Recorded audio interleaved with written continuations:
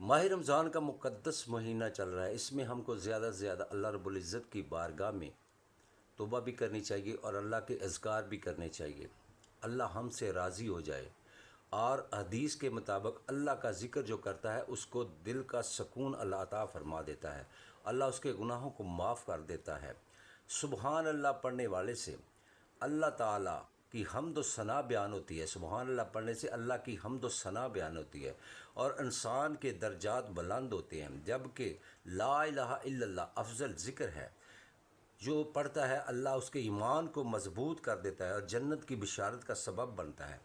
اس لیے آپ نے فجر کی نماز کے بعد سب سے پہلے نبی پاک صلی اللہ علیہ وسلم پر درود پاک پڑھیں، جتنا بھی زیادہ سے زیادہ پڑھ سکتے ہیں پڑھیں۔ اس کے بعد آپ نے 100 مرتبہ سبحان اللہ پڑھنا ہے۔ اس کے ساتھ آپ نے 100 مرتبہ لا الہ الا اللہ لا الہ الا اللہ اللہ کا یہ ذکر کرنا ہے۔ اللہ پاک ہم سب کو زیادہ سے زیادہ ذکر اذکار کرنے کی توفیق عطا فرمائے۔